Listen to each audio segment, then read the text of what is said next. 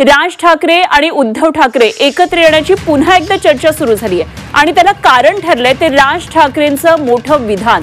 उद्धव ठाकरे आणि मी एकत्र येणं आणि राहणं हे कठीण गोष्ट नाहीये.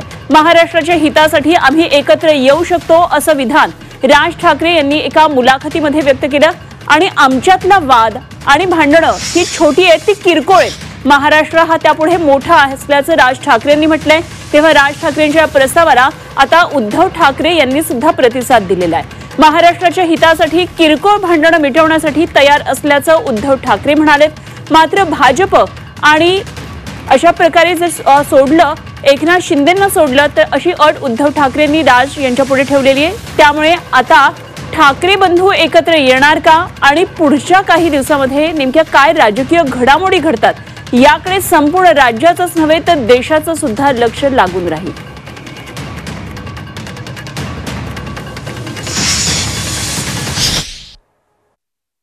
तुम्ही अजूनही एकत्र येऊ शकता का?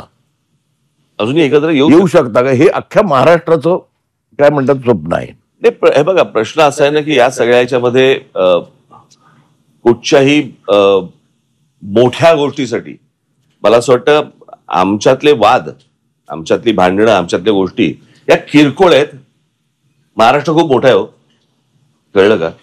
या महाराष्ट्राच्या अस्तित्वासाठी, मराठी माणसाच्या अस्तित्वासाठी ही भांडणं आणि हे वाद आणि या सगळ्या गोष्टी अत्यंत क्षुल्लक आहेत, अत्यंत क्षुल्लक आहेत. त्याच्यामुळे एकत्र येणं आणि एकत्र राहणं यात काही मला फार कठीण गोष्ट आहे अशातला मला वाटत नाहीये. परंतु विषय फक्त इच्छेचा आहे. हा एकट्या माझ्या इच्छेचा नाहीये विषय आणि माझ्या काही स्वार्थाचा पण विषय नाहीये. मला असं वाटतं आपण लार्जर पिक्चर बघणं गरजेचं आहे. महाराष्ट्राचा स्वार्थ मी पाहतोच आहे. म्हणजे तर माझं म्हणणं आहे की सगळ्या महाराष्ट्रातल्या राजकीय पक्षांमधल्या सगळ्या मराठी लोकांनी येऊन एकच पक्ष काढावा. किरकोळ भांडणं बाजूला ठेवायला मी सुद्धा तयार आहे आणि मी सुद्धा सर्व मराठी माणसांना या हितासाठी, महाराष्ट्राच्या हितासाठी, मराठीसाठी एकत्र येण्याचं आवाहन करतोय. पण माझी अट एक आहे की जेव्हा आम्ही लोकसभेच्या वेळेला सांगत होतो की अरे महाराष्ट्रातनं गुजरातमध्ये सगळे कारभार घेऊन जात आहेत, उद्योग घेऊन जात आहेत, तेव्हाच जर का विरोध केला असता तर आज ते सरकार तिकडे बसलं नसतं. आज तिकडे महाराष्ट्राच्या हिताचा विचार करणारं सरकार आपण केंद्रात बसवलं असतं आणि राज्यात सुद्धा आपल्या महाराष्ट्राच्या हिताचा विचार करणारं सरकार बसलं असतं.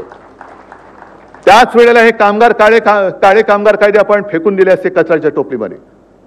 पण तेव्हा पाठिंबा द्यायचा, आता विरोध करायचा, मग परत तडजोड करायची, हे असं नाही. महाराष्ट्राचं हित, मग त्याच्या आड जो कोणी येईल त्याचं स्वागत मी करणार नाही, त्याला मी घरी बोलवणार नाही, त्याच्या घरी मी जाणार नाही, त्याचं आगत स्वागत, त्याच्याबरोबर पंक्तीला बसणार नाही, हे पहिले ठरवा आणि मग महाराष्ट्र हिताच्या गोष्टी करा. बाकी आमच्यातली भांडणं मी आज सांगतो, जी काय भांडणं माझ्याकडनं नव्हतीच कोणाशी, मिटून टाकली. चला, पण पहिले हे ठरवा महाराष्ट्राचं हित. आणि मग त्यावेळेला सगळ्या मराठी माणसांनी ठरवायचं की भाजप सोबत जायचं का शिवसेनेसोबत. म्हणजे माझ्याबरोबर एसनशी नाही, गद्दार सेना नाही, पण ठरवा कोणासोबत जाऊन महाराष्ट्राचं, मराठीचं आणि हिंदुत्वाचं हित होणार आहे, माझ्याबरोबर का भाजप बरोबर. आणि मग काय द्यायचा असेल तो अगदी पाठिंबा द्यायचा आहे, विरोध करायचा बिनशर्त करा, माझी काही हरकत नाहीये. महाराष्ट्राचं हित ही एकच शर्त आहे माझी. पण मग बाकीच्यांना, ह्या चोरांना गाठीभेटी आणि कळत नकळत पाठिंबा किंवा त्यांचा प्रचार करायचा नाही. ही पहिली शपथ घ्यायची छत्रपती शिवाजी महाराजांची आणि मग टाळी देण्याची हाळी द्यायची.